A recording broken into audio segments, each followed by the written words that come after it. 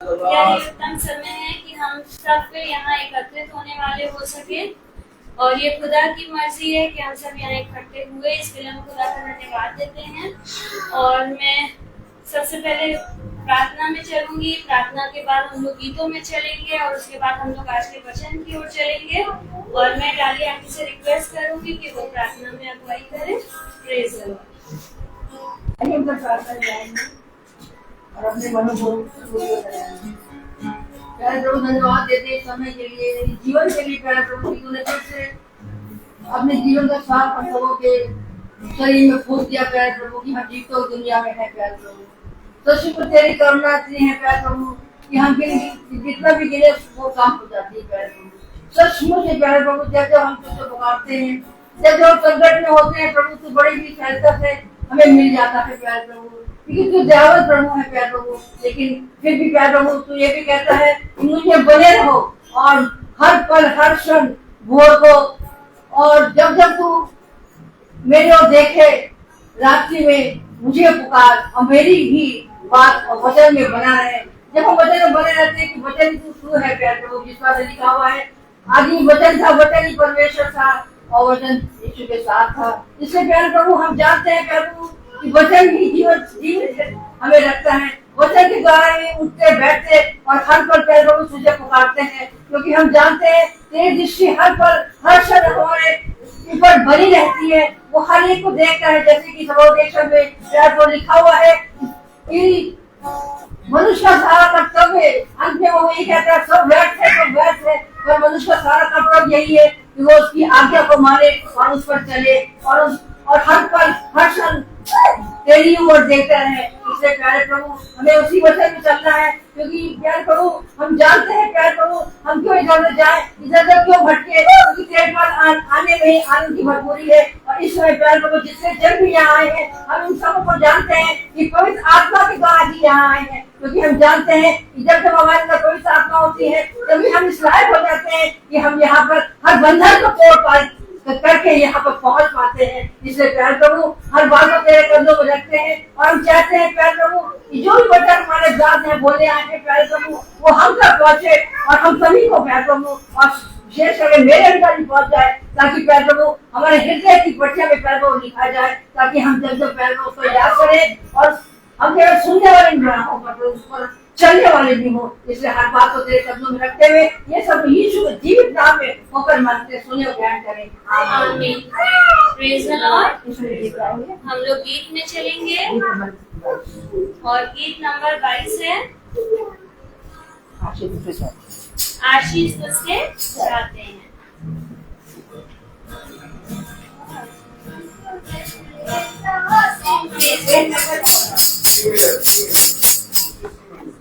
Page number 14 है और song है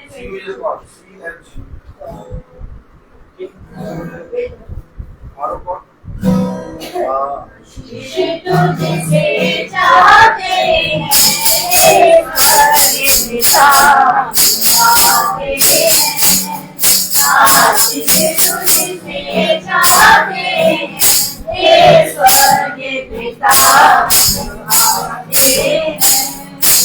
कोई खूबी है रमिया हमको अपनी नादर, कोई खूबी है रमिया हमको अपनी नादर, खाली लोगों लाते हैं, खाली लोगों लाते हैं।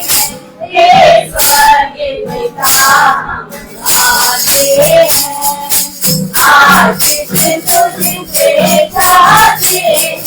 ये स्वर्ग पिता हम आते हैं, हमने बहुत कथाएं की है, हमने जबाएं की है, हमने बहुत कथाएं की है, हमने जबाएं की है, शर्म से कर झुक जाते हैं, शर्म से कर झुक जाते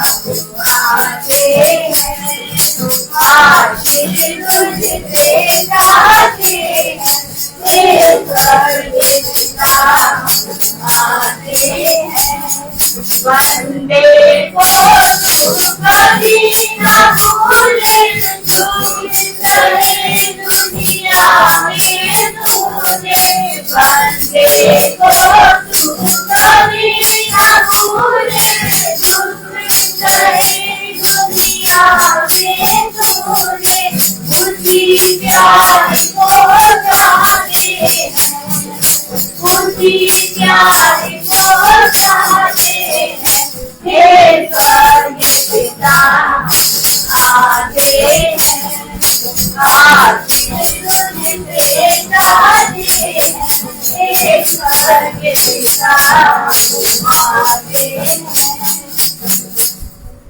प्रेज़ द लॉर्ड। दूसरे गीत की ओर चलेंगे और दूसरा गीत है पेज नंबर 71 और सॉन्ग है 112 तेरा प्यार है महान, तेरा प्यार है महान,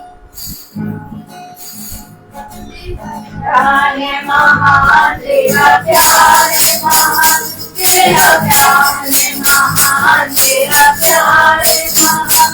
मैं जो पहले मुर्दा था तूने डाली मुझे जान, तू ना बोलो फिर मैं तेरी जय जयकार, तू ना बोलो फिर मैं तेरी जय जयकार, जय जयकार जय जयकार। तूने मेरे लिए क्या कुछ ना किया, जय जयकार जय जयकार। तूने मेरे लिए क्या कुछ ना किया, मेरी सूरत थी मेरा दिल भी था खाली, मेरी सूरत थी मेरा दिल भी था खाली।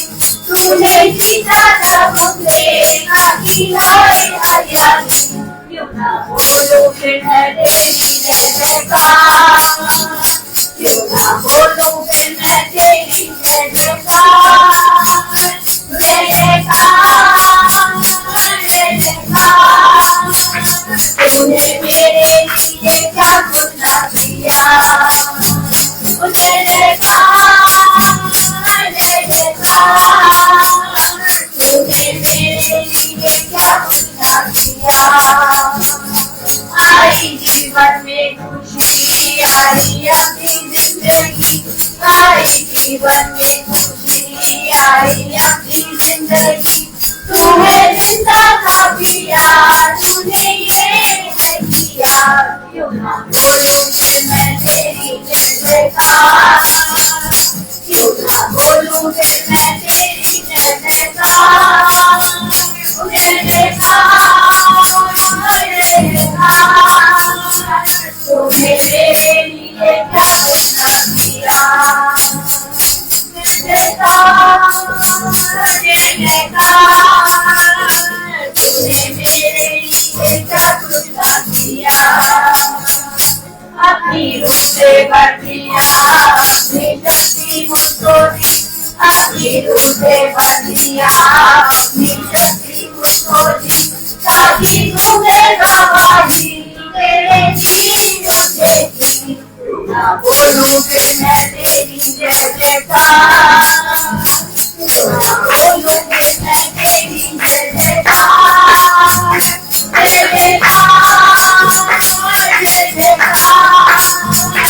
तूने मेरे लिए क्या कुछ ना किया, जय जयकार जय जयकार। तूने मेरे लिए क्या कुछ ना किया। अभी समय गवाहियों का, और जिस भाई बहन के जीवन में जो भी गवाही है वो अपनी गवाही को दे, क्योंकि गवाही देना खुदा का धन्यवाद करना है, और सिवाय हम अपने पिता को धन्यवाद के और कुछ भी देने के योग्य नहीं है। Praise the Lord. मेरी गवाही है कि एक दिन अभी रिसेंटली सैटरडे की बात है, सैटरडे को मैं जब नीचे उठ के आई सुबह किचन में काम करने के लिए। तो हमारे जो फादर इन लॉ है, हमारे पापा, हमारे ससुर जी, तो वो कहने लगे कि रिपोर्ट गया है। तो मैंने कहा नहीं, अभी सो रहे हैं, उठ जाएंगे। तो कहने लगे जरा उसको भेज देना, कुछ काम है। तो मैंने कहा क्या हो गया पापा? तो कहने लगे देखो मैसेज आया है और मेरे अकाउंट से 50,000 रुपए कट गए हैं, और कहाँ कट गए ये मुझे नहीं समझ में आ रहा है। हमने तो कुछ भी नहीं, बटन अटन तो कुछ भी हम नहीं दबाते, कोई मैसेज भी ओके नहीं करते हैं। तो हमने कहा अच्छा ठीक है। उतनी देर में ये पापा इनके पास है, इनसे कहने लगे कि निकू देखो मेरे 50,000 रुपए कट गए, मैसेज आया है। तो मैंने इनसे बोला, मैंने कहा आज जाइएगा बैंक जाइए और पता करिए, क्योंकि 50,000 कोई मामूली रकम तो होती नहीं है। तो कहने लगे कि इन्होंने बोला ठीक है मैं पता करूंगा। लेकिन मेरे मन में अंदर से विश्वास था कि अपने आप पैसा वापस आएगा। एक मन में ये विश्वास और मन में यही चल रहा था कि हमारे घर में मीटिंग होती है, और मतलब यही सब बातें दिमाग में चल रही थी। और मतलब जब खुदा अपने मतलब बच्चों की कमाई पे आशीष देता है, यही सब मेरे मन में वचन से बात हो रही थी, और मैं मन में यही सोच रही थी कि पैसा अपने आप वापस आएगा।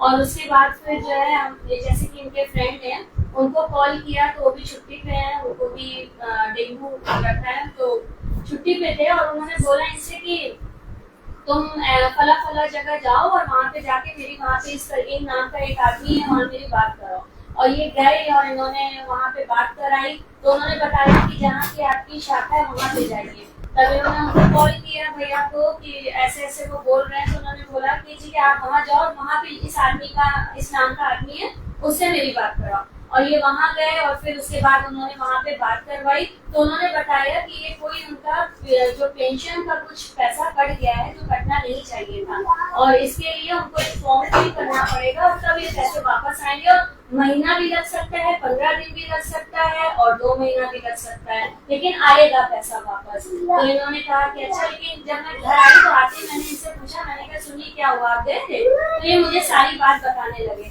तो मैंने कहा मैंने इनसे कुछ नहीं बोला, लेकिन मैंने अपने मन में कहा ना जाना पड़ेगा, ना फॉर्म फिल करना पड़ेगा, पैसा आएगा। और आप विश्वास नहीं करेंगे, अगले दिन संडे था, बैंक सब बंद होते हैं, और अगले दिन मॉर्निंग में ही पैसा वापस आ गया। और जब मैं नीचे उतर के गई तो पापा ने कहा कि देखो पैसा वापस आ गया, मैसेज आ गया है, पैसे वापस आ गए। तो ये होता है हमारा विश्वास। खुदा ने कहा ना अगर तू विश्वास करेगी, जैसा तेरा विश्वास वैसा तेरे लिए होगा। और ये मेरा विश्वास था कि कहीं नहीं जाना पड़ेगा, कुछ नहीं होगा, और अपने आप पैसा आएगा, क्योंकि खुदा जानता है कि हम किस मेहनत से उस पैसे को कमाते हैं और कैसे हम उसको यूज करते हैं। और दूसरी मेरी गवाही है कि अभी सोना जहाँ हम लोग जिम जाते हैं, वहाँ पे भी एक पास्टर आते हैं और वो अपना मतलब कि मीटिंग वगैरह करते हैं और ये वो। तो सोनल हमारी कहने लगी कि मम्मी उनका चर्च है, वो चर्च में मीटिंग करते हैं, मंडे को मीटिंग होती है और हम जाएंगे। तो हमने बोला, हमने कहा नहीं जाना है। हमने कहा एक याजक को लेके चलो, हर जगह नहीं चलते हैं। तो कहने लगे ऐसा क्यों मम्मी, प्रार्थना तो हर जगह होती है। हमने कहा नहीं, हमने कहा एक जगह को लेके चलो बेटा, क्योंकि पहचानना हमारा काम है।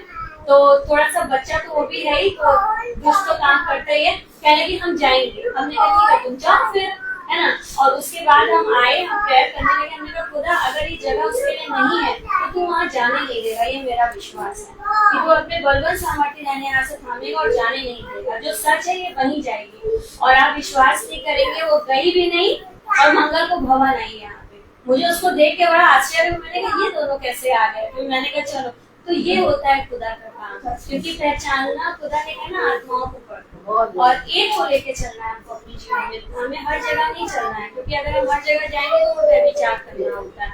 और उसको बताया खुदा ने, अकल दी, बुद्धि दी, समझ दी और वहाँ जाने से रोका। इसके लिए मैं खुदा का धन्यवाद करती हूँ। और तीसरी गवाही, बहुत गवाहियां हैं। उस दिन मंगल को मैं लेट हो गई थी, ये गवाहियां मेरी उस समय की हैं। तो मैंने कहा आज तो मैं जल्दी जाऊंगी और गवाही दूंगी कि हमारे स्कूल में टीचर्स डे फंक्शन हो रहा है। तो उसमें फर्स्ट टाइम, जब से मैं स्कूल में पढ़ा रही हूँ, मुझे 15 साल हो रहा है, और उस समय से लेके इस बार पहली बार प्री प्राइमरी मतलब JKG से लेके SKG तक के बच्चों का फंक्शन हो रहा है टीचर्स डे का। हर बार हमारे बच्चों की छुट्टी कर दी जाती है, लेकिन इस बार पता नहीं सिस्टर के मन में क्या आया और उन्होंने बोला कि इस बार प्री प्राइमरी भी फंक्शन करेगा टीचर्स डे का। और सिखाने के लिए उन्होंने मुझे दिया वो डांस। कहने लगी कि क्योंकि बच्चे नहीं सिखा सकते छोटे बच्चों को, मैम वो आप सिखाएंगी। ये मेरे लिए चैलेंज था, छोटे बच्चों को सिखाना, और वो भी पहली बार होना 15 साल में, मेरे लिए बहुत बड़ा एक चैलेंज था। और मैंने इसे एक्सेप्ट किया। मैंने कहा ठीक है, मैंने कहा मैं करूंगी। और आप मानेंगे नहीं, आज फाइनल रिहर्सल थी और जब सारे बच्चों ने देखा उसे, तो सारे बच्चों के मुंह में केवल एक ही बात थी, मैं गजब का डांस। सही मायने में टीचर डे का जो फंक्शन होता है वो आपने करके दिखाया है, बाकी और कोई क्लास के बच्चे नहीं कर रहे हैं। तो मैं सच में खुदा का धन्यवाद देती हूँ, क्योंकि उसको सिखाने से पहले मैंने उस गाने को सिखाने को सब कुछ को अपने खुदा के हाथ पे सौंपा। मैंने कहा पिता मैं नहीं, आप उन बच्चों को ज्ञान देंगे कि वो बच्चे सीखें।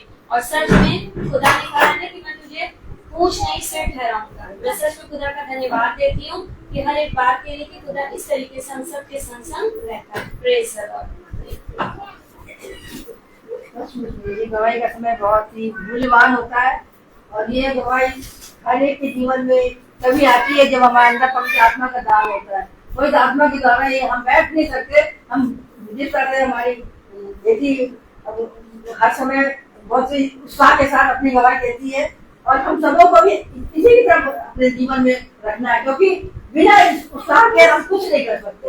और बहुत अच्छा लगता है कि अपनी गवाही देती है। गवाही में इसका बहुत ही प्रभु विश्वास बहुत आगे है। और मैं भी अपनी गवाही देती हूँ कि सचमुच में मैं हर पल ये कहती हूँ कि प्रभु हमको भवन में लाए। और ये बहुत बड़ी गवाही है कि हम यहाँ पर आ पाते हैं। ये भी एक बहुत बड़ी गवाही है। इसलिए प्रोग्राम धन्यवाद देते हैं।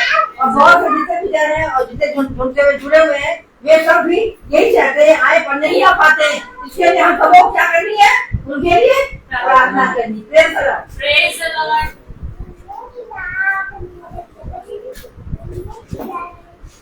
Praise the Lord. नहीं गवाही है।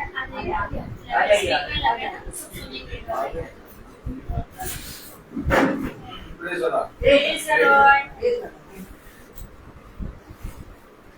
मेरी गवाही है इस महीने पुराने सफर में ऐसा बहुत सारे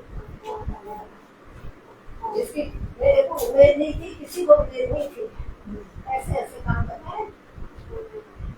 तो इसलिए आज खास करता है और इतने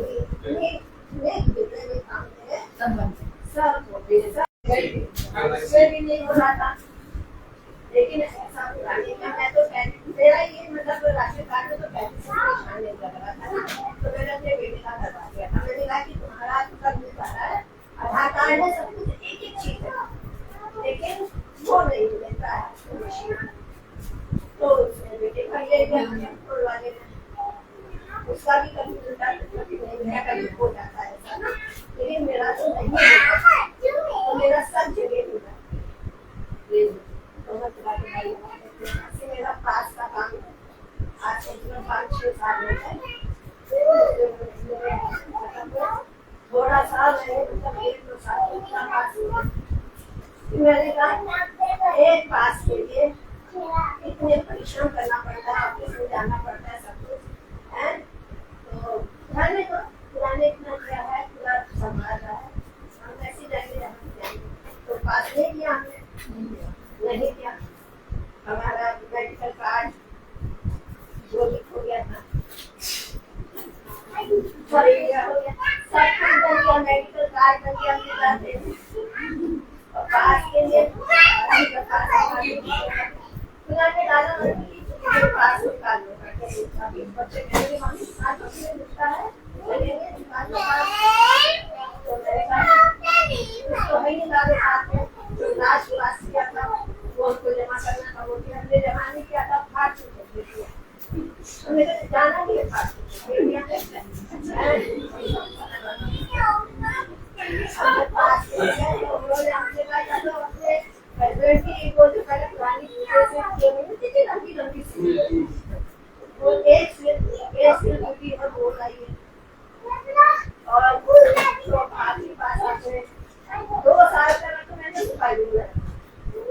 जमा करते पास निकाले नहीं निकाला, कहीं भी जाते थे पास नहीं निकाला।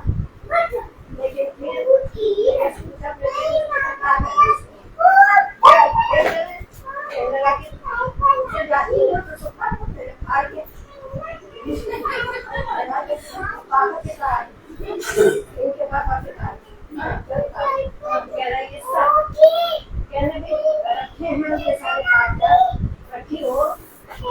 कोई काम कहता खाए क्या करोगे इसको रखके चला तो मैंने तो खाया तो कहाँ आ जाए उसने तो मैंने जला दिया मैंने कहा इधर उधर किसी का हाथ में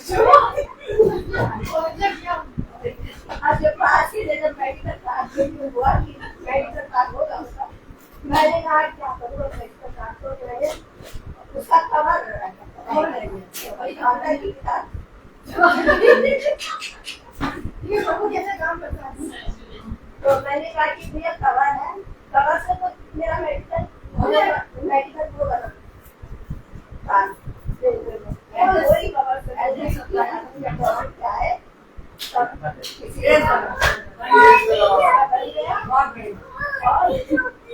जब हमारा बेटा वो बाबू ने दिखाया कि बेटे तो मम्मी को बताना परेशान करिए तुम्हारा और मतलब कि वो कागज पापा का सुना ले जाए तो यार पूरे कागज पूरा सब कुछ भी नहीं मिला तो बेटा गया वो बेटा पहुंचे ही नहीं होगा ऑफिस में फिर मैंने कहा लाओ एक चीज पकड़ के पूरी सब जगह पकड़ तो मेरे को एक उनकी रसीद मिली रसीद तो नहीं मैंने इतनी जगह सब जगह दी वो मिल गई तो मैंने ये तो मिल गई ये तो साबित हो गया उसके बाद फिर मैंने मेडिकल कार्ड देखा तो उनका मेडिकल कार्ड मेरे को मिल गया मैंने कहा ये इनका हमारा तो इसको फोटो देखा देते तो हमने फोन करा मैंने कहा बेटा ये मिला है उसकी फोटो भेज दी बाबू ने देख लिया बाबू ने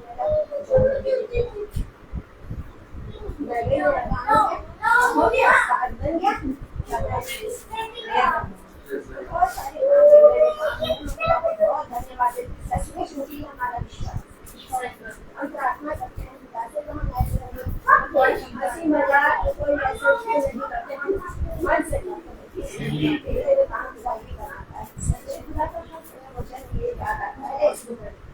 संकट के समय जवाब ऊंचे से ऐसे ऐसे इस महीने नहीं भी गवाही देते समय का बर्बाद दो तारीख चलिए एक बार खवाई और मम्मी की खवाई से याद आ गया अभी हमारे यहाँ बड़ी वाली दीदी के बेटे की शादी है अक्टूबर 30 को और मम्मी लोग ने सबने अपना टिकट करवा लिया था जैसा कि मम्मी बता रही है पास वगैरह और इन लोग 26 को जा रहे हैं लेकिन बात ये थी कि हमारी जो छुट्टी थी वो फादर नहीं दे रहे थे क्योंकि 31 से हमारे स्कूल की छुट्टी थी 31 से 3 और अगर हम आगे कोई भी छुट्टी लेते तो वो पूरा 31 से 3 भी उसमें ऐड हो जा रहा था अभी अक्टूबर की तो हम लोग मैं बहुत परेशान हो रही थी और उधर दीदी भी कह रही थी जो मेरे साथ जैसा करेगा मैं भी वैसे ही करूंगी जो जितने दिन पहले आएगा मैं उतने दिन ऐसे मुझे बड़ा अफसोस रहा था मैं बिल्कुल टेंशन में थी मैंने कहा मैं करूँ तो क्या करूँ मेरी सारी मतलब सीएल चली जाएंगी पैसा कट जाएगा उसका और मतलब जो है क्या करूँ खैर मैंने अपने खुदा पे छोड़ा मैंने कहा खुदा आप करिए जो है वो आप देखिए उसके बाद मम्मी लोग का पास टिकट भी सब हो गया और मेरा तो हुआ नहीं सोनल इनके संग जा रही थी और ये हस्बैंड जा नहीं रहे शौन जा नहीं रहा क्योंकि उसका क्लास 10th है और मुझे अकेले जाना था और मैं यहाँ से 4 बाग से आगे अकेले कभी नहीं जाती हूँ क्योंकि मुझे घबराहट होने लगती है और मेरे मन में यही हो रहा था कहने लगे बार बार मुझसे कह रहे थे तुम जाओगी कैसे हमने कहा हम चले जाएंगे अरे हम बस से चले जाएंगे टिकट नहीं मिलेगा हम बस से चले जाएंगे लेकिन जाना तो है भले एक दिन पहले शादी में जाए जाना है लेकिन फिर जब हम यहाँ भवन आज जिस मंगल को हम आ रहे थे उस दिन हम रास्ते में प्रार्थना करते हुए आ रहे थे हमने कहा खुदा बाप ऐसा कर दीजिए कि मुझे छुट्टी भी मिल जाए और मेरी सैलरी भी ना कटे और मैंने कहा मेरा जाने का भी इंतजाम हो जाए कुछ ना कुछ कर दीजिए आप करिए क्योंकि मैं अकेले नहीं जाऊंगी मैं इन लोगों से बोल तो रही हूँ मैं चली जाऊंगी लेकिन आप जानते कि मैं डरती हूँ अकेले जाने में और ऐसा खुदा ने काम किया कि मैं फादर के पास जब गई छुट्टी के लिए उन्होंने नॉर्मली बोला ठीक है मैम आप ले लीजिए छुट्टी आप 2 दिन पहले चली जाइए मैंने कहा पहले बहुत डरते हुए उनसे पूछा मैंने कहा फादर वो 31 से 30 का पैसा तो नहीं लगेगा ना छुट्टी तो नहीं लगेगी तो हंसने लगे कह रहे नहीं कटेगा हमने कहा थैंक यू जीसस पापा और उसके बाद खुदा ने दूसरा इंतजाम किया कि अब मेरा जाने का था अकेले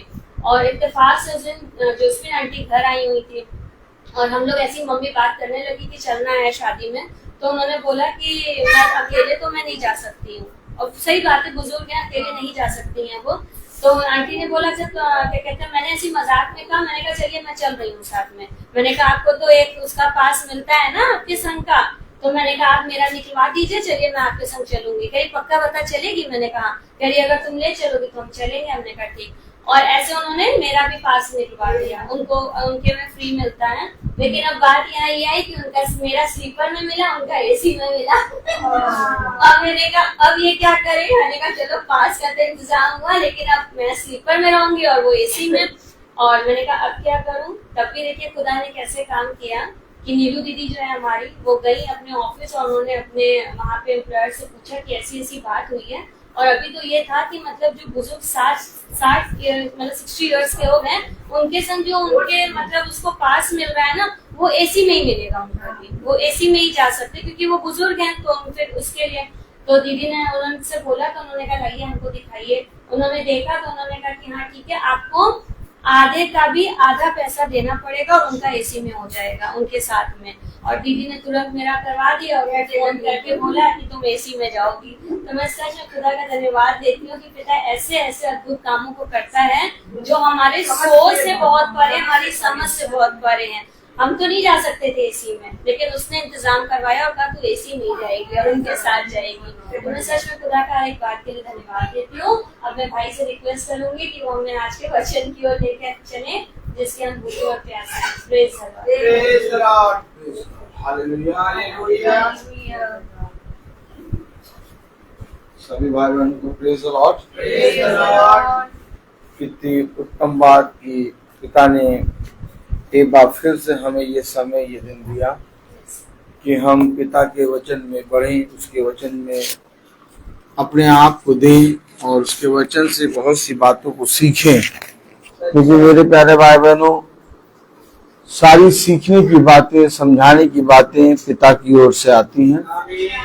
और मनुष्य इसलिए नहीं सीखना चाहता, इसलिए नहीं समझना चाहता क्योंकि मनुष्य इस पृथ्वी पर की चीजों पर ध्यान लगाता है।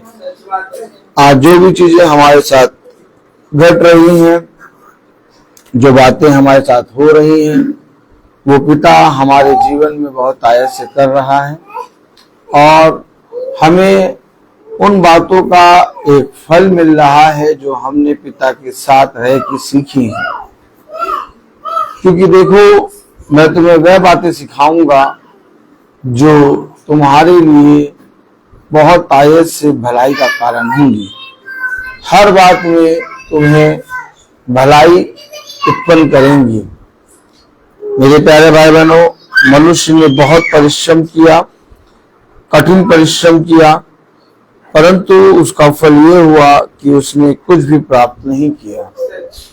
लेकिन आज खुदा के जन, खुदा के अभिषिक्त जो कुछ भी परिश्रम करते हैं, उसके द्वारा वे बहुत तायत से फलवंत होते हैं। हम भवन में जब बैठते हैं तो हमारा एक विश्वास भवन में दर्शाता है कि हम पिता के वचन के प्रति बहुत तायत से तत्पर हैं और पिता हमें भवन में खींच के लाने के लिए हमारे लिए कार्य करता है। मेरे प्यारे भाई बहनों, हम दिन भर अपने जीवन में कहीं पर भी रहें और चाहे कहीं पर भी जाएं, लेकिन हम अपने पिता की देवड़ी पर उसके ठहराए हुए समय पर आ जाएं, क्योंकि इसी से हम जानते हैं और पहचानते हैं कि हम अपने पिता के वचन को जान गए हैं। मेरे प्यारे भाई बहनों, दिन प्रतिदिन एक नई आज्ञा, एक नई बात पिता हमें दे रहा है और वो एक नई आज्ञा, नई बात ये है कि इस पृथ्वी पर चाहे कुछ भी होता रहे, तुम मेरे वचन और मेरे वचन को जानने और मेरे वचन में चलने में चौकसी करना, क्योंकि ऐसा ही करने से तुम्हारा भला होगा।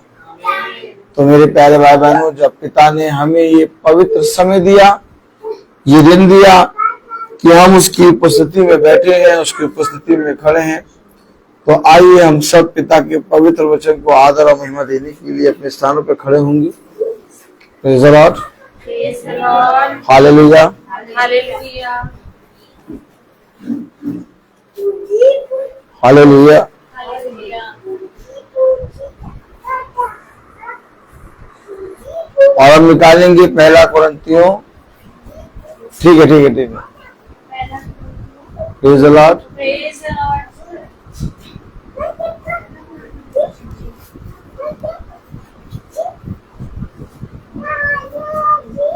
पहला कुरिन्थियों उसका 12वां अध्याय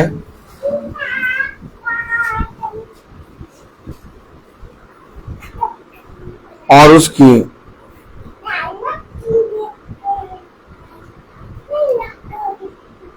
14वीं आयत पढ़ेंगे।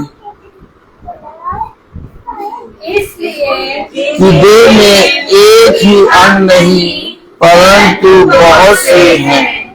खुदावन का वचन जो कि पवित्र है, इस पवित्र वचन को खुदा हम निकम्मों को समझने के लिए, उसमें चलने के लिए समझ और बुद्धि दे। आमीन। हम सब अपने स्थानों पर बैठ जाएं।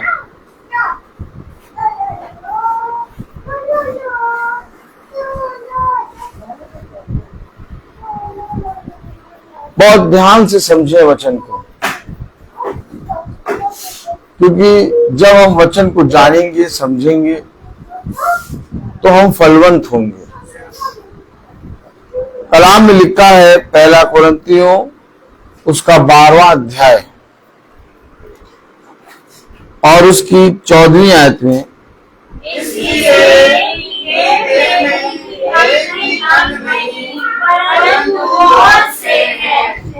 देह में एक ही अंग नहीं परंतु बहुत से हैं।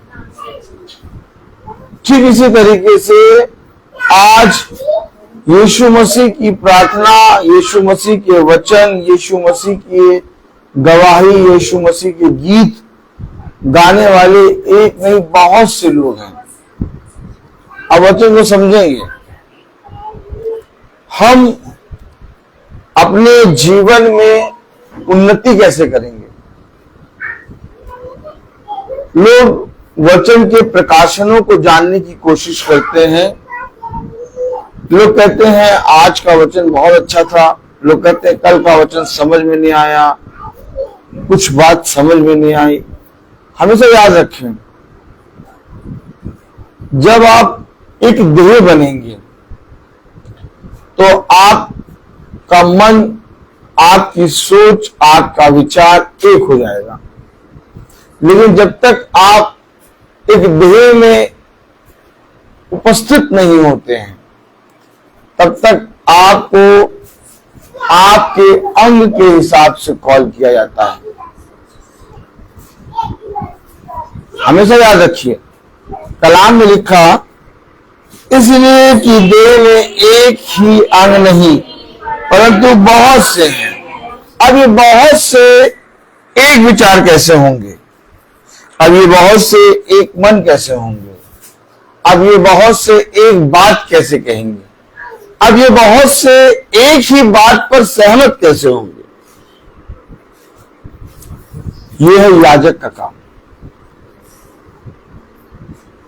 घर में फूट डाली रहती है, घर के सदस्य एक दूसरे से बात नहीं करते, घर में एक दूसरे के विरोध में बोलने के लिए हर समय हर एक जना तत्पर रहता है,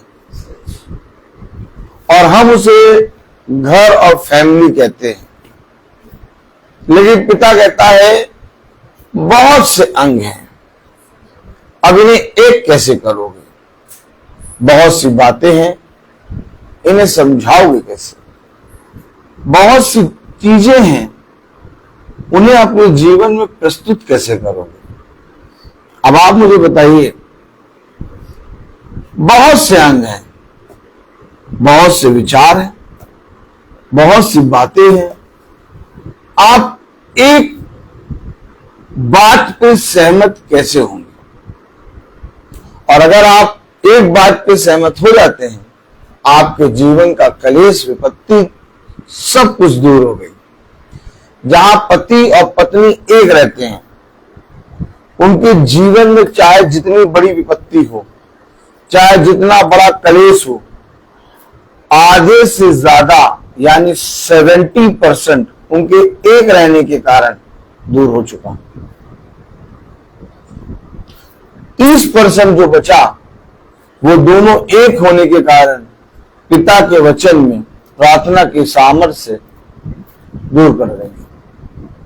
लेकिन जहां पति और पत्नी एक मन ना हो, जहां पति पत्नी एक सहमत में ना हो, वहां वो विपत्ति, वो कलेश, वो चीजें जो 100% है, वो 100 नहीं 200% हो जाती है।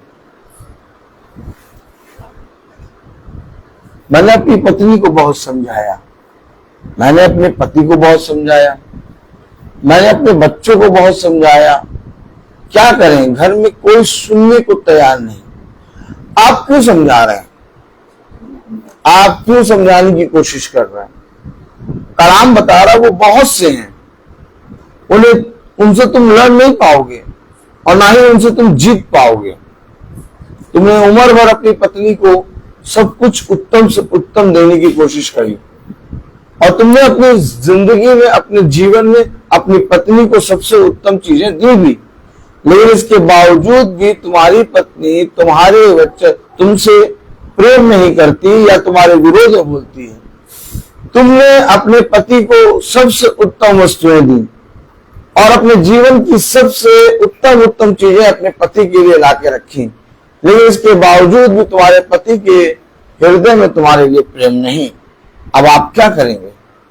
आज आप देख रहे हैं, कहीं पर भी जाइए, किसी भी जगह जाइए, इस विषय में हर एक घर में कलेश है। शादी हो गई है, पति पत्नी एक हो गए हैं, लेकिन पति पत्नी से प्रेम नहीं कर रहा, पत्नी पति से प्रेम नहीं कर रही। जिसके 20 साल हो गए, 25 साल हो गए, जिसके 5 साल हुए, जिसका 1 साल हुआ, चाहे जितने साल हो, ये मतभेद बना हुआ है। अब आप मुझे बताइए कि हम किस खुदा की उपासना कर रहे हैं और हम किस खुदावन यीशु मसीह का नाम ले रहे हैं? ये वो खुदा है जिसे पति और पत्नी के रिश्ते को अपने में दर्शाया है। कोई भी देवी देवता, कोई भी जना ऐसा नहीं है जिसने पति और पत्नी के रिश्ते को अपने ऊपर दर्शाया हो, लेकिन एक पति और पत्नी के रिश्ते को खुदावन यीशु मसीह ने अपने ऊपर रह के दर्शाया है और ये बहुत पवित्र रिश्ता है। इसलिए आप आज संसार में कोने कोने में जाके देख लीजिए, इस रिश्ते के प्रति शैतान ने फूट डाल रखी है।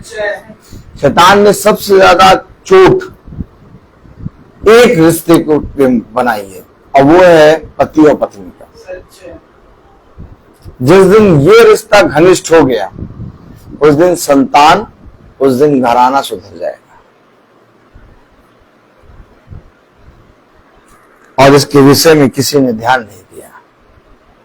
घर के घर फूके जा रहे हैं, लोग अपने घरों से नाश हुए जा रहे हैं।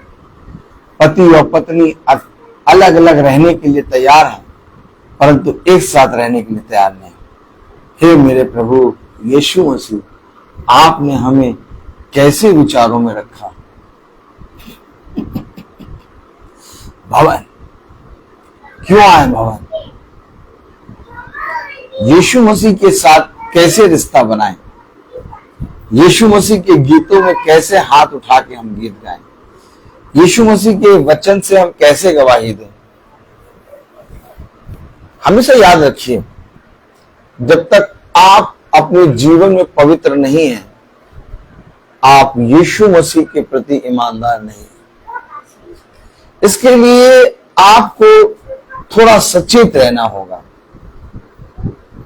आप अपनी पत्नी के पास जाकर उसे बहुत तायत से अपने बातों में हामी मनाने की कोशिश ना करिए, या आप अपने पति के पास जाकर उसके पापों से उसको दूर करने की कोशिश ना करिए, क्योंकि सालों हो जाएंगे आप इस काम में फंसे रहेंगे और कभी भी अपने पति अपनी पत्नी को इन बुरी संगतों से नहीं निकाल पाएंगे। आप इन सारी चीजों को अगर आपको फाइट करना है तो आप एक रिश्ता कायम करें, एक रिश्ता, एक वाचा में आ जाए आप। बहुत ध्यान से सुनिए वचन। कलाम कह रहा, वचन कह रहा, पहला कुरिन्थियों 12वां अध्याय और उसकी 14वीं आयत में,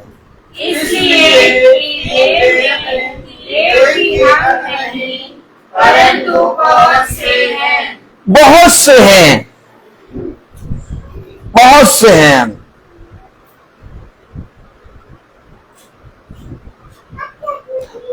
देखो मैं तुमसे प्यार तो करती हूं, लेकिन पता नहीं क्यों मुझे तुम्हारी कुछ बातें अच्छी नहीं लगती। चेहरा देखा और हाथ देखिए, चेहरा देखिए और हाथ देखिए। देखो मैं तुमसे प्यार तो करती हूं, लेकिन मुझे तुम्हारी कुछ बातें अच्छी नहीं लगती। क्यों? क्योंकि देह में बहुत प्रकार के अंग हैं। अब आपको इन अंगों को एक करना है। कुछ अंगों को आप अच्छे लग रहे हैं और कुछ को आप अच्छे नहीं लग रहे। लेकिन जब आप मसीह के साथ रिश्ता कायम करते हैं तब वो आपको इस अंधकार को दूर करने की बुद्धि समझ देता है। किसी के पास नहीं है इसका निवारण। आज दुनिया में सब जने एक दूसरे से पूछ रहे भैया कैसे करें कैसे करें, लेकिन हमारा खुदा हमें इस रिश्ते को एक करने की सामर्थ्य देता है। आप बताइए कैसे? पूछिए कैसे? देखिए आइए, आप 12वां अध्याय 12वीं आयत पढ़िए। क्योंकि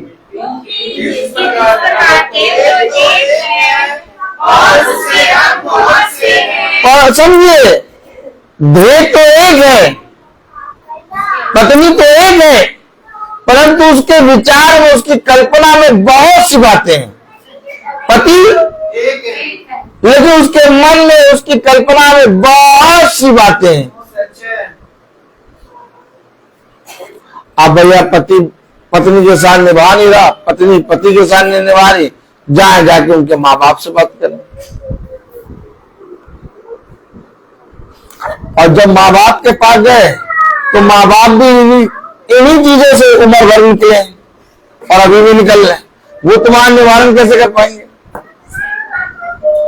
कितना अंधा हो गया मनुष्य। अंधा इसलिए हो गया क्या? अंधा इसलिए हो गया क्योंकि उसने अपने बच्चों को इन सारे अंगों को जो कई हैं एक देह में बटोरने की सामर्थ्य और बुद्धि और शिक्षा नहीं दी। जब वो बच्चे थे तो उनको मेरे वचन की शिक्षा देनी थी, ताकि वो आने वाले समय में अपने जीवन को पिता के वचन से निर्वाह करें। दी नहीं दी। आज जाके पूछिए जिन लोगों के जीवन में इतना अंधकार चल रहा है, उनसे वचन के विषय में पूछिए, कुछ नहीं मालूम। उनसे पूछो कंप्यूटर जानते हो? हाँ जानते हैं। उनसे पूछो जोड़ना घटाना जानते हो? हाँ जानते हैं। उनसे पूछो पृथ्वी चकोर है गोल है? वो बताएंगे गोल है।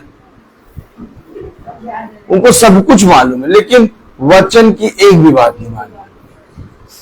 इतना ज्ञान, इतना ज्ञान, इतना ज्ञान कि अब वो अपनी पति को ही गंदा कह रहा और वो पति अपनी पत्नी को ही गंदा कह रहा। ऐसे ज्ञान से क्या फायदा? ऐसे ज्ञान से क्या फायदा? लेकिन वचन, भवन, प्रतिदिन की महासभा, वचन को सुनना। हमें ऐसा ना सोचे कि हमारे तो 20 साल हो गए शादी के, हमारे 30 साल हो गए शादी के, हमारा 50 साल हो गया शादी का, हमारा 15 साल हो गया शादी का। ये ना सोचे, हर एक दिन एक नया साल है और हर एक दिन में पता नहीं मैं अपनी पत्नी या अपने पति के विरोध में क्या कह दूं और मेरे खुदा को बुरा लगे। इस रिश्ते के प्रति बहुत नाजुक, बहुत ही चौकस रह के चलना है, क्योंकि शैतान का सबसे बड़ा आक्रमण इस रिश्ते पे होता है। देखिए अभी युद्ध हो रहे हैं, रूस का, यूक्रेन का, तो वो लोग सबसे मेन जगह टारगेट करके मार रहे हैं। देखा आपने देखा, सब जगह बहुत मेन जगह टारगेट करके मार रहे हैं कि ज्यादा नुकसान हो। तो वैसे ही शैतान भी इस संसार के सबसे बड़े रिश्ते को टारगेट करता है, और वो रिश्ता है पति और पत्नी का। एक बार बस इस रिश्ते पे टारगेट करो, बच्चे अच्छे तो सब इधर उधर टेलते टलते नजर आएंगे। मजा आती तभी हो जाओ। ऐसे वचन बताया जाता, ऐसे का वचन बताया जाता, ऐसे ही वचन बताया जाता। आपने देखो क्या लिखा, पहला कुरिन्थियों उसका 12वां अध्याय उसकी 12वीं आयत, क्योंकि और उसके अंग बहुत से हैं और उससे के साथ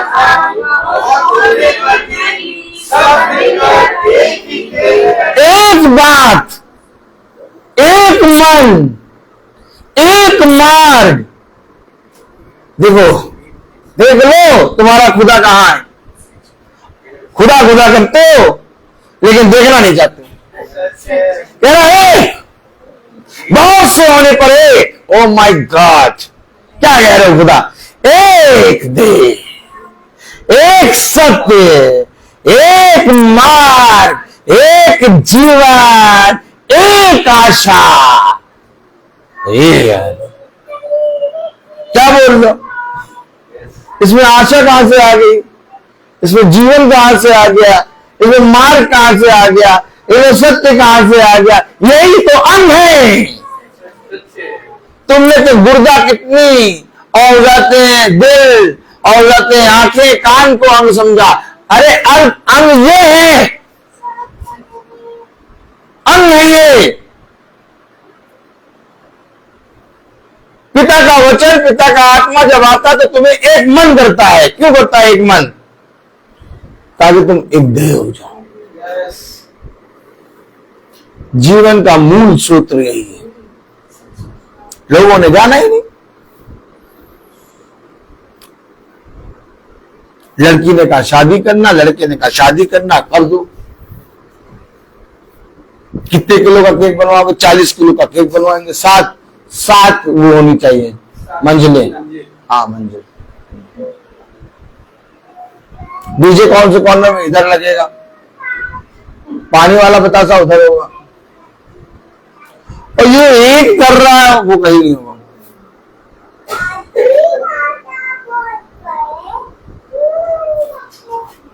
आप समझे, मैं अपने बच्चों को बहुत अच्छा ज्ञान दे दूं, मैं अपने बच्चों को बहुत अच्छा टॉप क्लास का नौकरी में आके अफसर बन जाएं, लेकिन मेरे बच्चे अगर अपने परिवार को एक ना कर पाए तो मेरा अपने बच्चों को पालना व्यर्थ हो जाए। हमेशा याद रखना, अपने बच्चों को वो शिक्षा दे जो उनके बुढ़ापे तक बनेगा। थोड़ा सा बाव करना पड़ेगा। बाव का मतलब झुकना पड़ेगा। प्रभु, मेरा और मेरी पत्नी का रिश्ता तो बहुत अच्छा है और जीवन भर में तुझे धन्यवाद दूंगा। यहां तक सीमित नहीं है। अब मेरा मेरी पत्नी का रिश्ता, अब मेरे बच्चे उनका रिश्ता, मेरे घराने, मेरे आसपास मेरे से मिलने वालों का रिश्ता, इनको कौन ठीक करेगा? तभी तो वो कह रहा, मैं तुझे एक ऐसे इजराइल की सबसे ऊंची चोटी पर लगाऊंगा और मैं तुझे इतना फैलाऊंगा कि जाति जाति के लोग तेरे नीचे छाया में आएंगे। देखिए, मानिए वचन को, वचन जो है वो सच है। उसने कहा जब तुम्हारे घर में उत्साह के समय हो, उसने कहा जब तुम्हारे घर में उत्साह के समय हो तो उनको ना बुलाओ जो तुम्हें उस आदमी बड़े बड़े उपहार देके चले जाए, और जो तुमने खिलाया पीठ पीछे तुम्हारे उस खिलाने पे बुराई करते जाए। अरे दही बड़े में दही कम था, अरे मीट तो कच्चा बना था। बल्कि उनको बुलाओ जो तुम्हें उसके एवरेज में कुछ ना दे सके। मैंने कहा प्रभु इसका मतलब मुझे समझ में नहीं आया। एकदम सिंपल भैया, अमीर लोगों को ना बुलाओ, बड़े बड़े गिफ्ट देंगे, जाओ जाके जाते हैं जो तुम्हें गिफ्ट ना दे सके उनको बुला लो और अपना कर लो, क्या शादी आदि। नहीं, ये नहीं है इसका मतलब।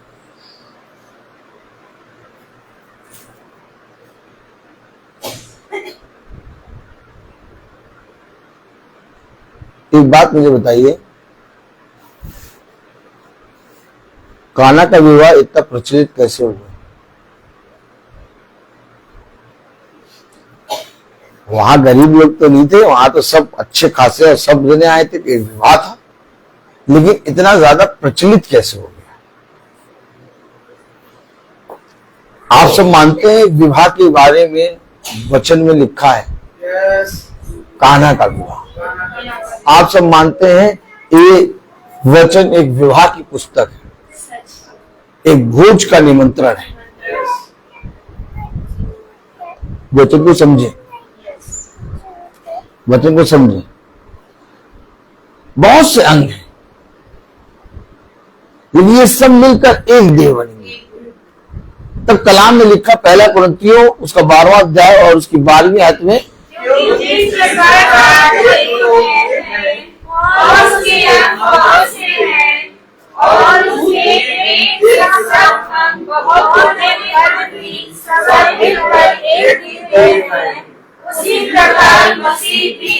ये आया मसीह। उसी प्रकार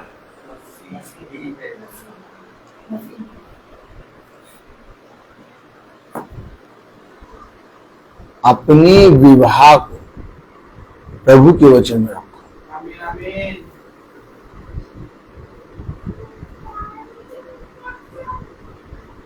ये मसीह कैसे आ गया? उसी प्रकार मसीह,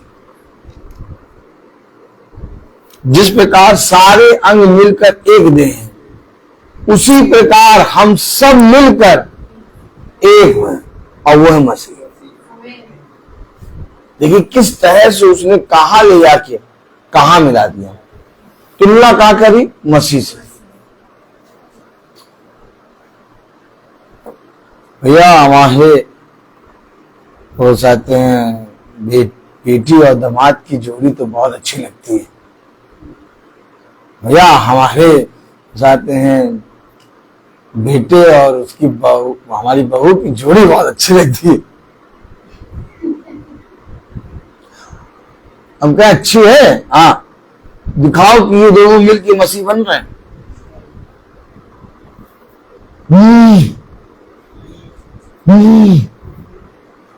दिखाओ कि ये दोनों मिलके मसीह बन रहे हैं। क्या अच्छी? क्या अच्छी? नहीं अच्छी क्या? तुम बताओ क्या अच्छी?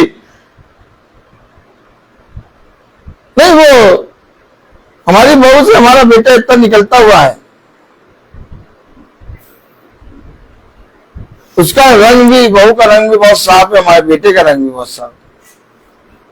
जब दोनों खड़े होते हैं तो बहुत अच्छे लगते हैं। अरे किस बात की अच्छी? अरे यार दोनों मिलके मसीह बने। नहीं हमें ये दिखाओ कि दोनों मिलके मसीह बन रहे हैं। वो कह रहा तीर घाट, वो कह रही मीर घाट, और कह रहे अच्छी। जबरदस्ती का बयाना। कौन सा? भवन आके आप क्या कर रहे हैं? भवन में आप जब आते हैं तो हफ्ते भर में जितना भी आप इस पृथ्वी पर अपने शरीर में अशुद्ध आत्माओं को लेते हैं और जितनी भी बिना देखी हुई वाली चोटें आपके अंदर होती हैं, जब आप लेके आते हैं तो खुदा आपको एक बार फिर से शुद्ध करता है। आमीन। सच है। आप जब तक आपस में एक दूसरे के रिश्ते को मसीह के रिश्ते का दर्जा नहीं देंगे, तब तक आप यीशु मसीह के प्रति कैसे ईमानदार हैं? आप लाख पढ़े बाइबल, आप लाख पढ़े सुने महासभा, आप लाख वचन को सुने, लेकिन आपका एक होना मसीह को प्रेजेंट करना चाहिए।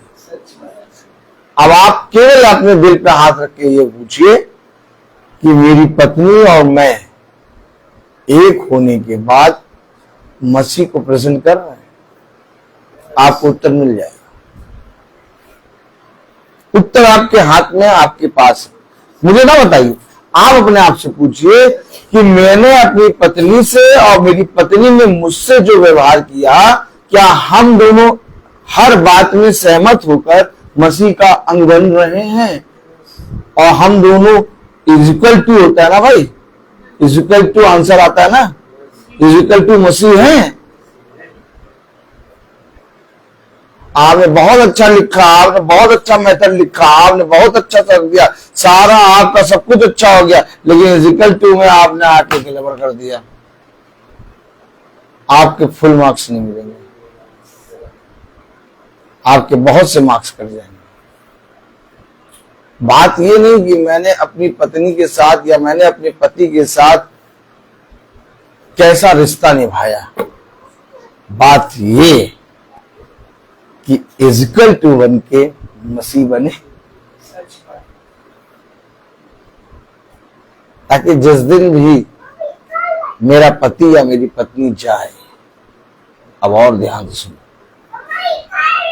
उस दिन मैं स्वर्ग पे आंखें उठा के अपनी पत्नी को या अपने पति को देखने पाऊं, क्योंकि जो एक है उनको कोई अलग नहीं कर सकता, यहां तक कि मृत्यु भी अलग नहीं कर सकती। और अगर तुमने मसीह के प्रति ईमानदारी से जीवन बिताया है तो हो सकता है पत्नी जाए पहले या हो सकता है पति जाए पहले। भाई इतना करो कि जब स्वर्ग पे आंख उठाओ, जब आकाश में आंख उठा के देखो, तो तुम अपनी पत्नी को देखने पाओ, अपने पति को देखने पाओ कि हाँ हम अभी भी एक हैं।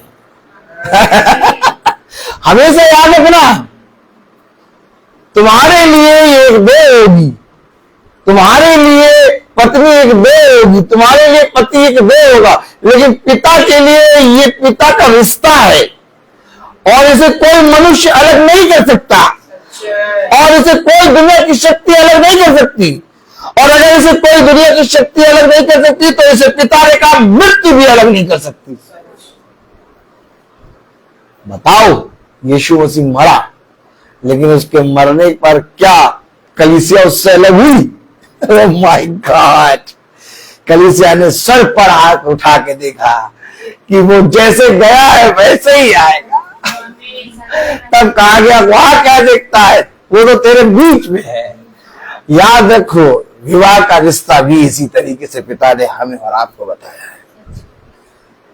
बहुत पवित्र, इतना पवित्र, इतना पवित्र, इतना ज्यादा पवित्र रिश्ता, इतना ज्यादा पवित्र रिश्ता कि जिसने इस विवाह के रिश्ते को समझ लिया उसने खुदा को जान लिया।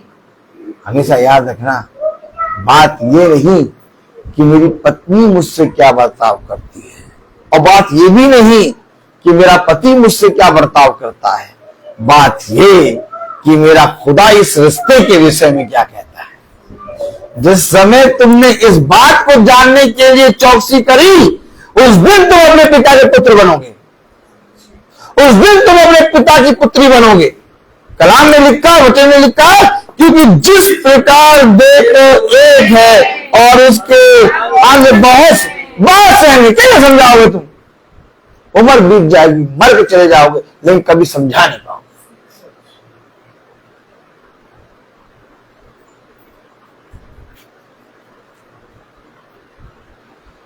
कभी नहीं समझा पाओगे।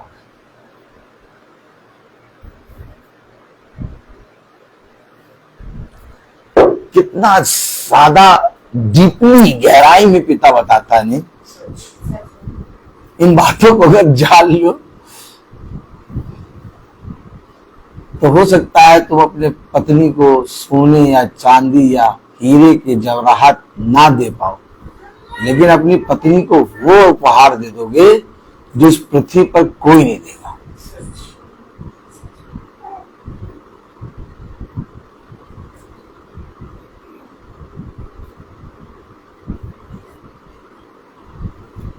मैंने बहुत सी विषय में, बहुत सी बातों में पिता से बातें की।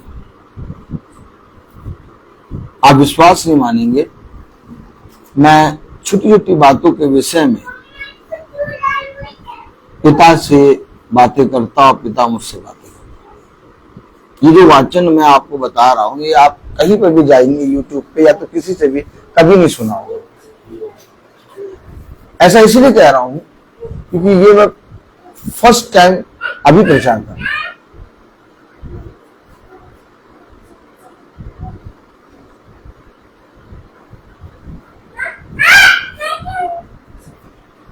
मैंने कहा मैं अपनी पत्नी से छुप के अपने जीवन की हवस को और अधिक पूरा कर सकता हूं, और उसको करने के लिए शैतान ने मुझे एक बहुत अच्छा मौका दिया। मेरी पत्नी को नहीं मालूम, लेकिन शैतान आपको इस तरह से अलग करता है वचन से कि आपको इस दुनिया की सबसे बड़ी चीज दिखा देगा, जिसके विषय में आप ना चाहते हुए भी चले जाएंगे।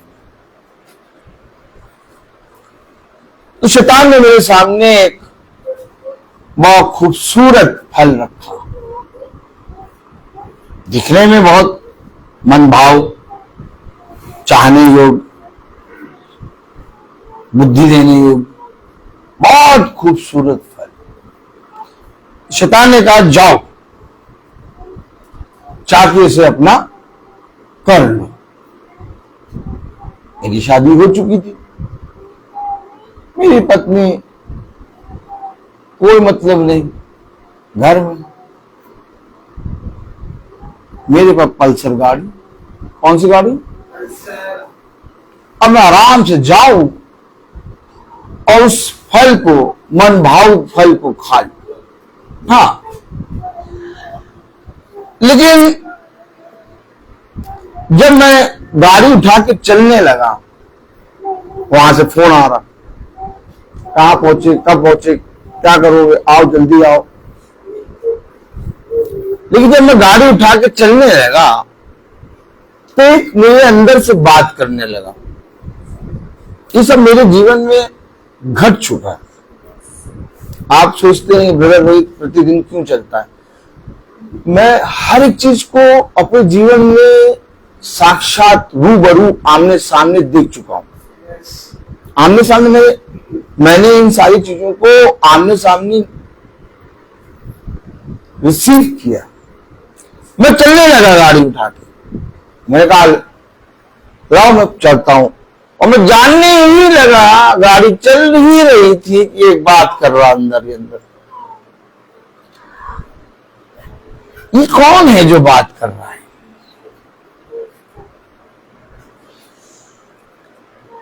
शादी विवाह में हमने केक बनवा लिया, शादी विवाह में हमने बहुत नाचने गाने का प्रबंध कर दिया, जिंगला लहू जिंगला लहू। शादी विवाह में हमने भोजन खाने पीने का ठंडा गरम का सब प्रबंध कर दिया। अब मुझे बताओ कि इनमें से कोई एक वस्तु जो आपने शादी विवाह में, पति पत्नी की शादी के विवाह में आपने जो चलाया था, इनमें से कोई भी वस्तु उस व्यक्ति को जो वो चाहने योग्य फल खाने जा रहा है रोक पाएगी? गोलगप्पे रोक पाएंगे? दही बड़ा, बिरयानी कौन रोकेगा? बस ये बात आप जिस दिन जान लेंगे उस दिन आप अपने बच्चों का उद्धार करवा देंगे। ये नहीं कि शादी हो गई अब पति पत्नी से बना रहेगा, अरे शैतान बीच में बहुत से दिखाएगा। और तब कौन सी ऐसी चीज है जो तुमने विवाह में रखी थी रोक पाएगी? इसीलिए विवाह में अपने खुदा को आदर दो, उनको बुलाओ और विवाह के विषय में वचन से समझाओ कि देखो विवाह क्या होता है। क्योंकि जो चीज तुमने विवाह में रखी, विवाह के समय रखा, वो है वचन। अब वही वचन तुम्हारी बेटी और तुम्हारे बेटे की रक्षा करेगा। मैंने बाइक चला के जा रहा, लेकिन पता नहीं क्यों खुदा मुझसे बात कर रहा, कह रहा गलत है, गलत है। क्या याद रख, एक बछड़ा जो है, एक जवान आदमी नगर में गया और नगर में जाके उसको लोगों ने इसी रीति से व्यभिचार के लिए उत्तेजित कर दिया। अब वो जो युवक है उसकी दशा एक बकरे के समान है जिसको बलि करने ले जा रहे। अब देखिए खुदा मुझे दिखा रहा कि तू बलि करने होने जा रहा है, और शैतान दिखा रहा खाने में मन भाव।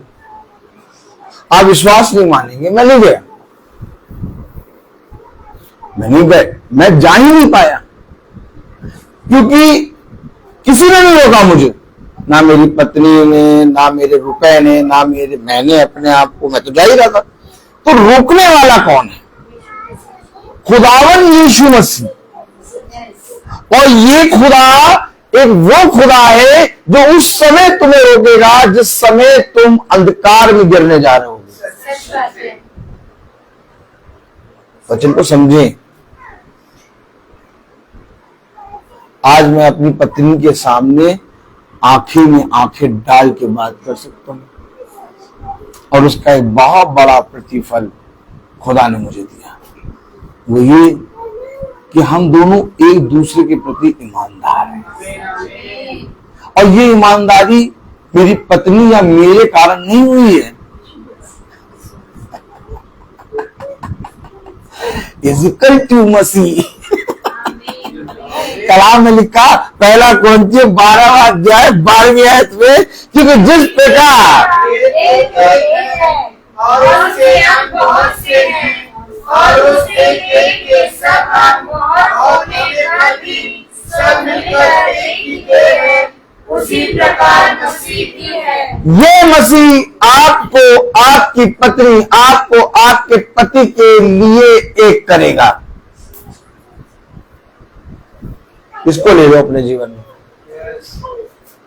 अब कहो भैया मेरा पति तो मर चुका, अब मैं किससे एक हूं?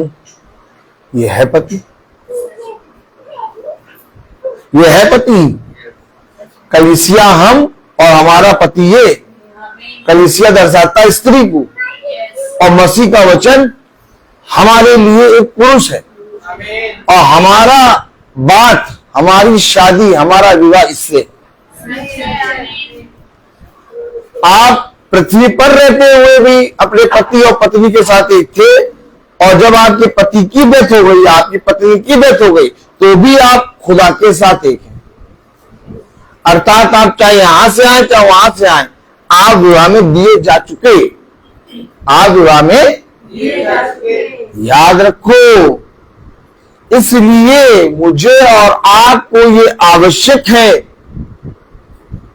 कि ये वचन को ग्रहण करने से पहले, वचन में गवाही देने से पहले, स्तुति महिमा के गीत गाने से पहले, भवन में आने से पहले अपने जीवन में हम देखें कि मसीह के प्रति हम कितने ईमानदार हैं। अगर आपको फल चाहिए ना, मैं उसका बात बता रहा हूं। बाद में आप ये ना कहें कि भैया हमने तो बाइबल भी पढ़ी, हमने महासभा भी सुनी, हम भवन भी आए, लेकिन भैया कुछ मिला नहीं। मनुष्य बहुत सहज तरीके से बातें करता है। आपने तो कहा था भैया कि उस आते वो भवन आएंगे और प्रार्थना करेंगे, महासभा देखेंगे तो सब ठीक हो जाएगा। लेकिन हमने तो देखा भैया कि हमारे तो जीवन में कुछ ठीक ही नहीं हुआ। आप और हम, हमारा और आपका देखना पृथ्वी पर का देखना है, लेकिन खुदा है जो हमें आत्मा में होके स्वर्ग की बातें दिखाता है। आप बताइए, जब तक आप पिता के वचन को ग्रहण नहीं करेंगे, जब तक बीज आपकी देह में नहीं आएगा, आप कैसे फलवंत होंगे? कैसे फलवंत होंगे बताइए? आप अगर फलवंत होना चाहते हैं तो ये अवश्य है कि जैसे बहुत से अंग होने पर भी हम सब एक देह कहलाते हैं, वैसे ही हम बहुत होने पर भी मसीही कहलाएं। और जब तक मेरे और आपके जीवन में हम मसीह के प्रति ईमानदार नहीं है, हमारा और आपका सब कुछ करना व्यर्थ है। ये वाचा की पुस्तक है। अब पत्नी को देख के मैं वाचा में नहीं चलूंगा, या पति को देख के मैं वाचा में नहीं चलूंगी, या बच्चों को देख के मैं वाचा में नहीं चलूंगा। अगर आप पत्नी को देख के वाचा में चलेंगे, आप कभी नहीं चल पाएंगे। आप पति को देख के वाचा में चलेंगे, आप नहीं चल पाएंगे। आपको केवल वाचा को देखना है। हो सकता है आप वाचा में देख के चलें, आपकी पत्नी आपके विरोध में बोलती रहे, आपका पति आपका विरोध में बोलता रहे, आपके बच्चे आपके विरोध में बोलते रहे, लेकिन वाचा में प्रतिदिन चलने के कारण एक दिन सब जने एक मन हो जाएंगे। ये मैं नहीं, वचन कह रहा। लेकिन अगर आप सोचें कि भैया मैं तो भैया जरा देखिए, मैं तो भैया अपने पति के लिए आ रही हूं, मैं तो भैया अपनी पत्नी के लिए आ रहा हूं, भैया मैं अपने बच्चे के लिए आ रहा हूं, भैया बस बच्चे के लिए आ रहा हूं भैया, तो मैं कहूं भैया आना बंद कर दो, भैया आना बंद कर दो भैया। माला मैम ने कौन वाली दाल मोट खिलाई थी हमें? चने और मूंगफली डले हुए दाल मोट ना, अच्छी। तो कहूं आना बंद कर दो, आना बंद कर दो भैया। क्या? नहीं ऐसे नहीं, आना बंद कर दो भैया, समझे?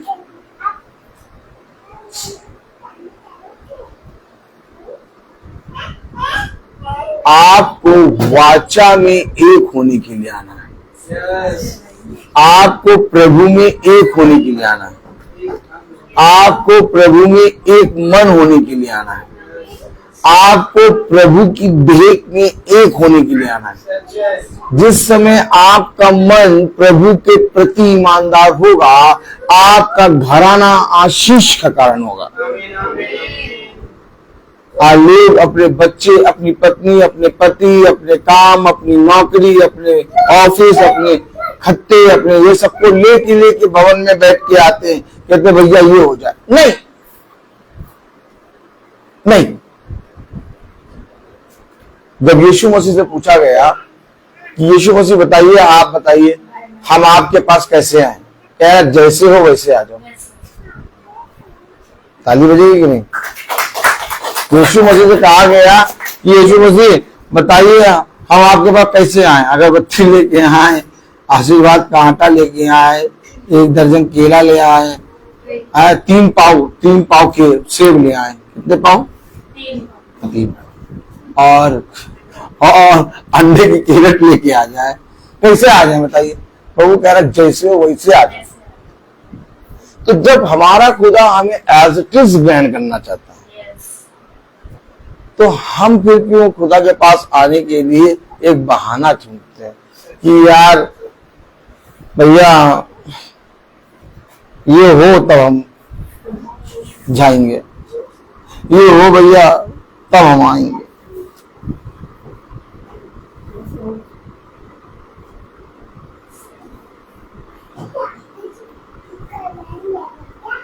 एक बार समझ लीजिए,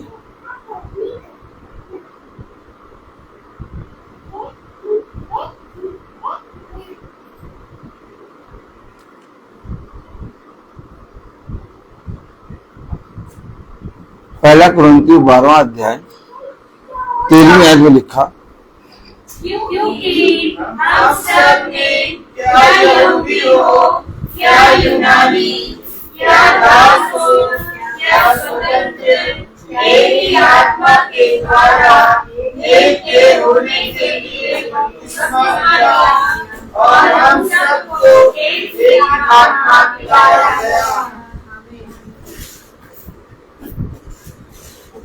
अब भाई ब्रदर रोहित आए भवन की नहीं, खुदा का वचन में हमें जाना है और वचन में जरूर जाना।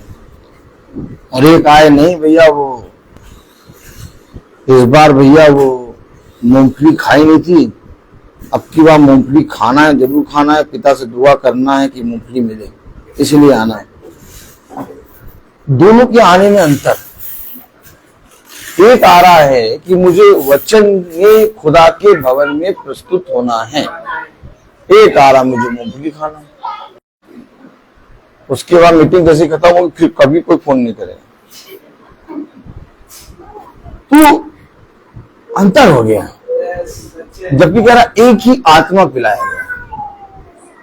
अगर हम एक ही आत्मा के खिंचाव में हैं, अगर हमारा खिंचाव यीशु मसीह है, अगर हम एक आत्मा के खिंचाव में आ रहे हैं, तो हम सब की सोच ये होनी चाहिए कि मैं अपनी प्रभु की देवड़ी पर प्रतिदिन बना रहा। ये है वचन। और जिस दिन मेरे और आपके हृदय से ये बातें उत्पन्न होने लगी, थोड़ा सा पिता हमें और आपको पृथ्वी से ऊपर करेगा, क्योंकि हम इस समय पृथ्वी की बातें नहीं करते। भवन आने का उद्देश्य मेरे और आपका एक होना चाहिए, तब वो एक कलीसिया बनती है और तब वो एक सच्ची कलीसिया बनती है। और इस तरह से वो सच्ची कलीसिया पिता की दृष्टि में भाती है, अर्थात हम सब पिता के पुत्र और पुत्री बनते हैं। तो आइए हम सब पिता को आदर और महिमा देने के लिए अपने स्थानों पर खड़े होंगे और हम निकालेंगे मत्ती 6।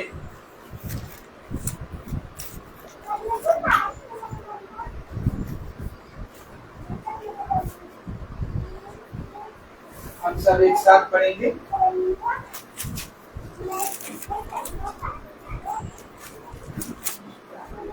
सावधान रहो, तुम मनुष्य को दिखाने के लिए अपने रीति को ना करो, नहीं तो अपने स्वर्ग के पिता से कुछ भी ना पाओगे। इसलिए नहीं ना बजुआ सभाओं के अभियानों में करते हैं, दुआई करें। इसलिए सच कहता हूँ कि वह अपना प्रतिफल पा चुके। परंतु जब तू दान करे तो जो तेरा दाहिना हाथ करता है उसे तेरा बायां हाथ ना करने पाए, ताकि तेरा दान गुप्त रहे, और तब तेरा पिता जो गुप्त में देखता है तुझे प्रतिफल। हाँ, मान और धन मुझसे दो। अपने यीशु को सब कुछ दो, क्योंकि उसी के द्वारा उद्धार पाना है। जीती आत्मा का दान उसे दो। आमीन। तन मन धन उसे दो।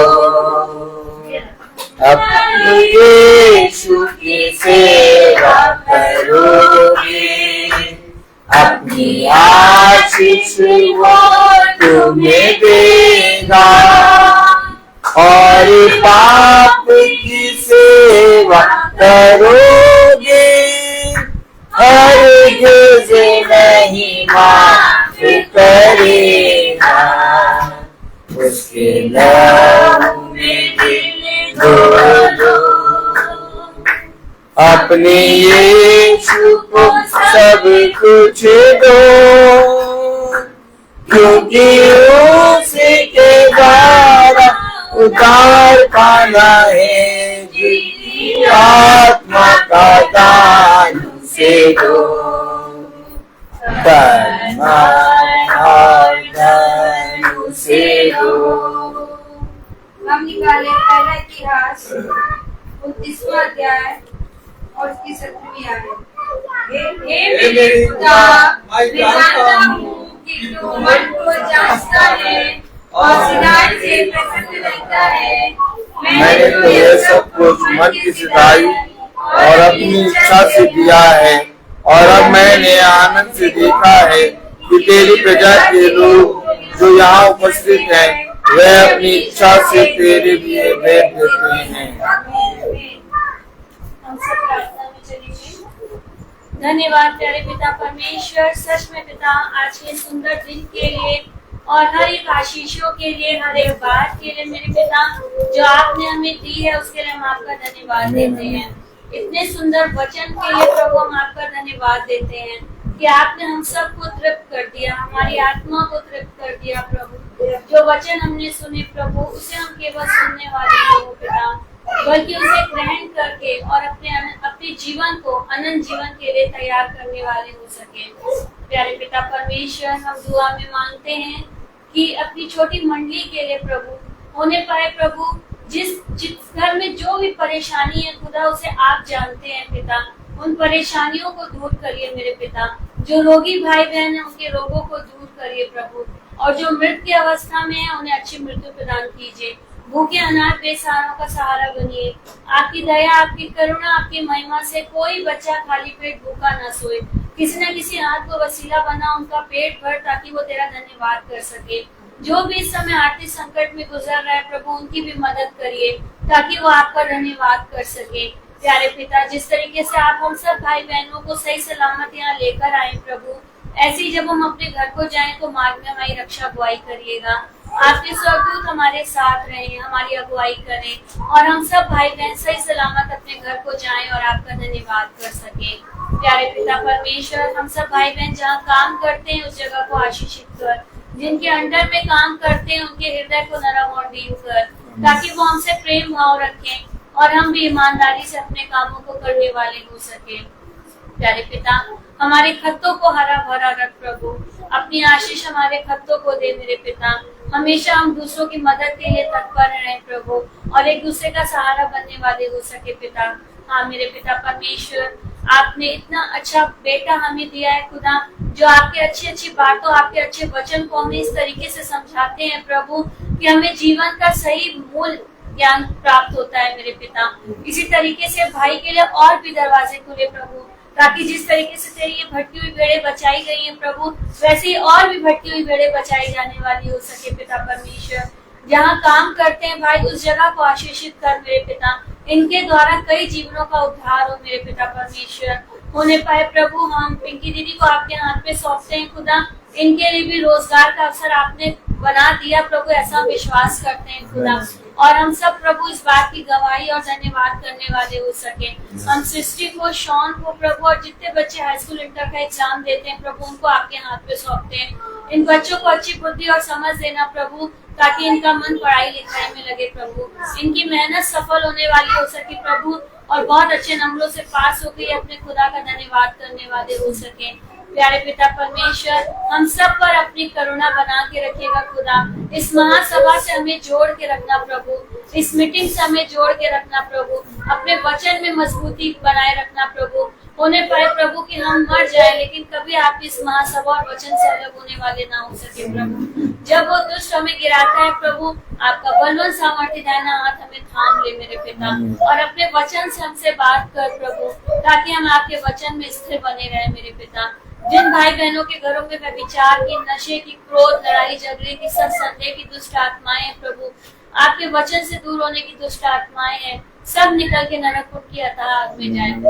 हर एक घराना यहोवा का पवित्र घराना और हर एक जन यहोवा का पवित्र जन बनने वाला हो सके। प्यारे पिता परमेश्वर, जिस तरीके से आपने दिन भर हम सबकी रक्षा हिफाजत करी है, उसी तरीके से जब हम रात में अपने बिछौने पे सोने जाए प्रभु, तो भी अपने वचन से हमारी रक्षा करिएगा, हमसे बात करिएगा प्रभु, हमें अपने पंखों की ओर में मीठी नींद सुलाइएगा पिता।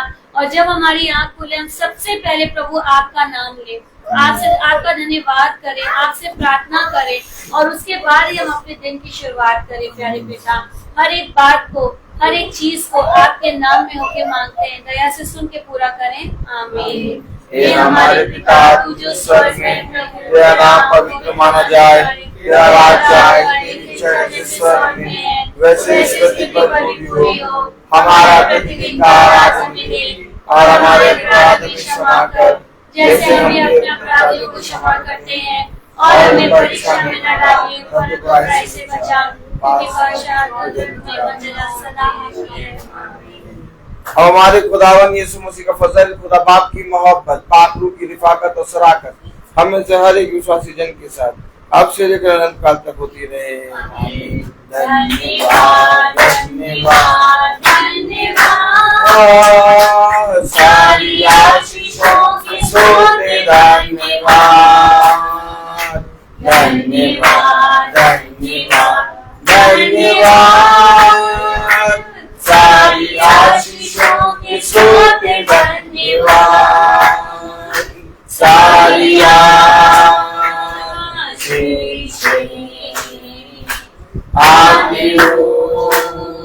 ऊपर से, हालेलुया, धन्यवाद धन्यवाद धन्यवाद, सारी आशीषों के सोते धन्यवाद।